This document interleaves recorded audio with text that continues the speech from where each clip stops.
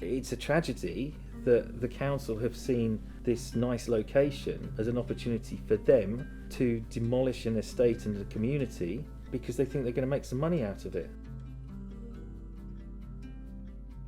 The council earmarked Central Hill Estate, Cressingham Gardens and Fenwick Estate not so much for the disrepair or the problems that it would take to refurbish those estates. It was literally the financial gains that they thought they could derive from demolishing and rebuilding.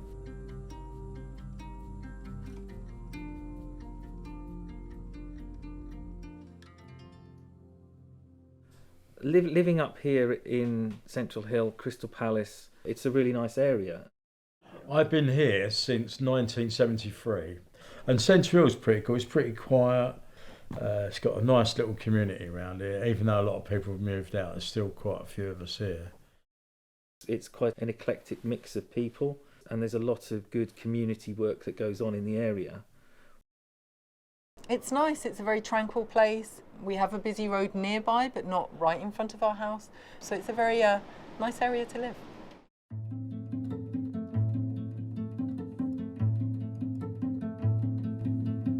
I moved in 2002, so the estate was quite established then. It'd been up and running for 20, 30 years. And I live with 2 adult children and a daughter that I have, a school-age daughter.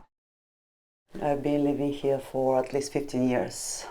I live with my husband, my 2 children, Brian next door, she's 9, and my son is 21, currently doing apprenticeship and working in a local pub. If you go outside, you bump into people that you meet. Maybe Cliff from next door bringing back his shopping, or Sue walking her dog. So it's a very, very nice area to live in. Most London councils don't seem to be managing their places properly. It's just like they want to destroy anything council. They just don't want nothing to do. It's a bad name for them. You know, they just want all the rich investors to come into London, and that is it. On the estate, they will demolish council and ex-council properties. If you look at the numbers of what they are proposing to have, the ratio is just in favour of the private rents or the private properties. 2,500 will be private sale, and they could be investment properties. They're sold on the open market. They could be sold anywhere, and they could be used for buy-to-let. They could be renting out to students, they could be Airbnb, or they could be just left empty. Which I think show us it's just the money they can make. And then council level rent, it was going to be 111. New figures have just come out. It's actually, this is wrong, it's actually minus 30. There's actually 30 fewer council level rent homes than council homes that actually exist on the estate they're demolishing.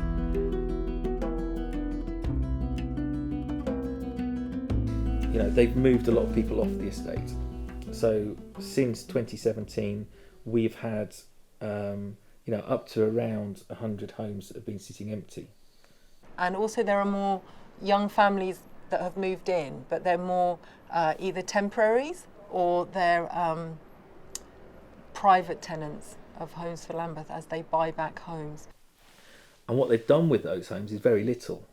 So they have moved previous tenants out, done next to nothing in the home. So if there's repair issues in there, they've not cared about it. They've just put temporary accommodation residents in there.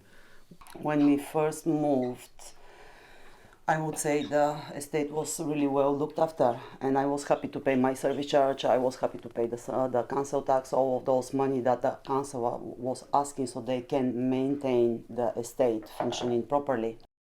The service charges have gone up to nearly £2,000 a year. Since their announcement for demolishment or refurbishment, they decided to go for demolishment apparently, they just started neglecting the place. And a lot of problems started appearing, like sewage. The sewage system is really bad. There are people that are living in awful conditions, and there's a level across Lambeth where that some people are living in bad conditions. There are some bad houses in Lambeth generally, but when you get to the regeneration estates, then it's way up. You can see the level of the, well, how do you call it, that water, the dirt water, like waste water. It's coming really close to the surface, which is dangerous, because sometimes I'm thinking, okay, would I step out into such water one day, because it's like a meter from the surface. In the last couple of months, I've seen 2 people with mushrooms growing out of carpets on Central Hill Estate, you know, and that shouldn't be happening. Oh, what can I say? We are feeling quite trapped.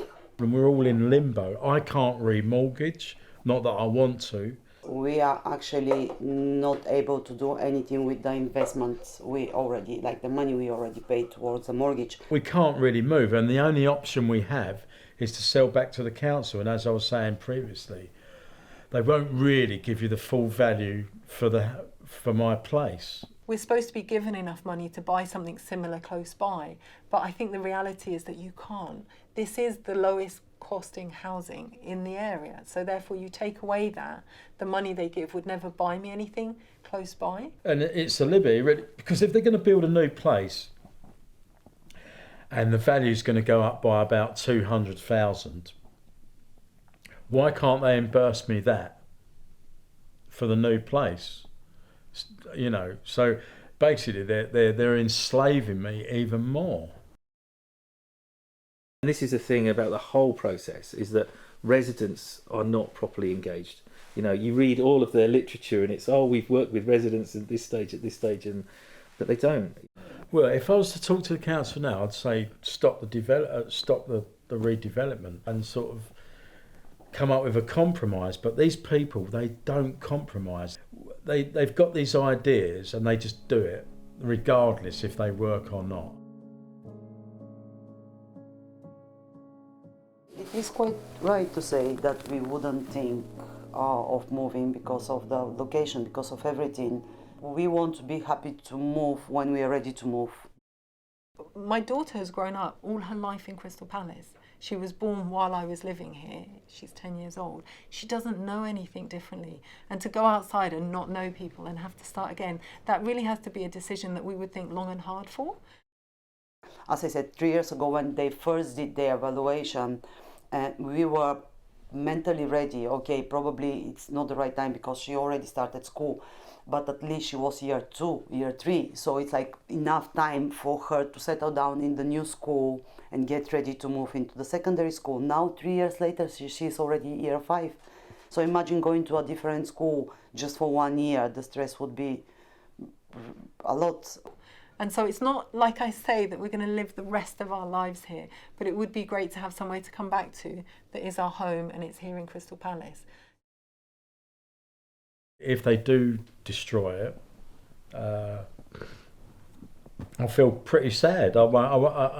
Obviously, I'm going to have to move on, and maybe I need that. But I feel they could have done it a different way, a much different way. It's okay if there is a social benefit at the end of it. Okay, then you have to move aside. It's going to house the homeless. Great. But if it's just purely for investment properties, why is that decision being made for us? But again, we are not given an option to choose the time when to move out. So it is quite an unpleasant situation, unfortunately.